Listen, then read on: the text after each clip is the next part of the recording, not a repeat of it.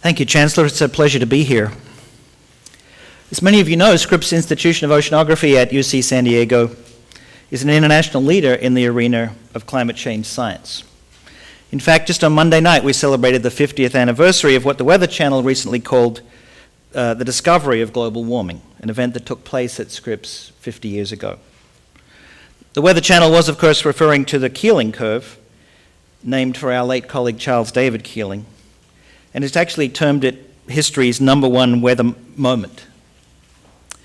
That curve, which I have on the screen here, is the definitive record of the scientific basis for global warming, started by Dave exactly 50 years ago, the first data point 50 years ago. I'm not sure our scientists would call it a weather moment because it's something that not only extends back 50 years, but is vital for the next 50 years to see how we're doing, to see if our policy responses and the things that we all do as citizens are actually effective in reducing greenhouse gases, and in particular 55% of the problem with greenhouse gases, and that's CO2. Only now the Keeling curve is augmented and complemented by a host of other non-stop global monitoring efforts, ones of sufficient scope and duration to help us understand nature on the scale on which it truly operates. Only in this way can we detect more subtle signs of distress, such as increasing in ocean temperatures. And to my right here, to your left, you'll see one of the many robotic systems that was really created here at Scripps and now runs a network of 3,000 robots that cruise around the ocean, measure ocean temperatures. So that's how we know that global warming is happening. It's not heating just the atmosphere, but it's heating the top mile of the ocean. And there's some graphs over here that you can look at. So this green torpedo-shaped object was something that was developed here and picked up by more than 20 nations, and now is a vital monitoring system, really the health of the planet. Probably less well known that Dave also started measuring the acidity of the ocean.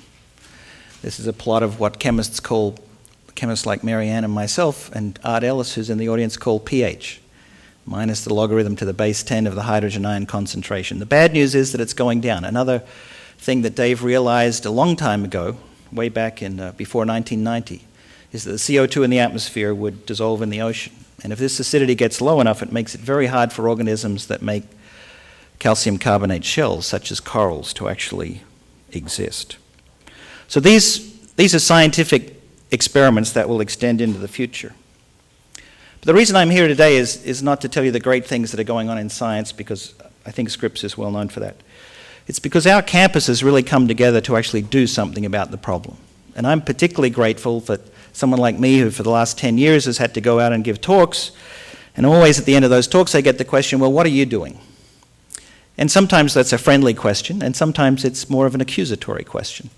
And I'm proud to be at a campus that not only talks the talk and does the science about global warming, but today you're going to show the very practical things that our campus has done to really address that issue. Let me just quickly say the ways that we're responding to global warming. First of all, at Scripps we have a teaching and outreach component.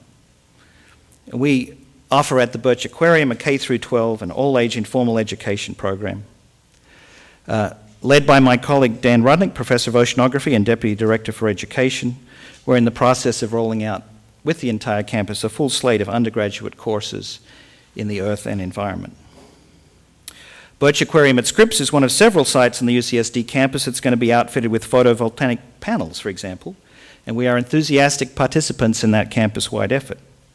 By year's end, the aquarium will be drawing about 10% of its power from the sun, and using that as an outreach activity with a panel such as you see here to explain to the many visitors that come to the aquarium to see the climate exhibit and to see our beautiful fish.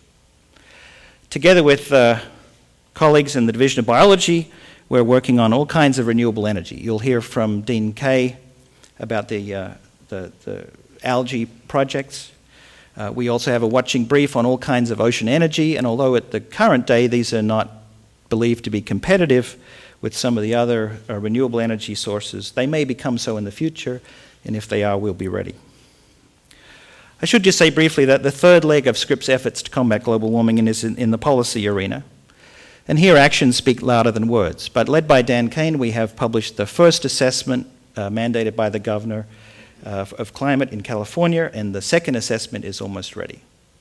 On a more speculative level, I'm working with my colleagues, such as Professor Susan Shirk, to engage our Chinese colleagues in what will surely be the end game negotiation between the world's two biggest emitters of CO2.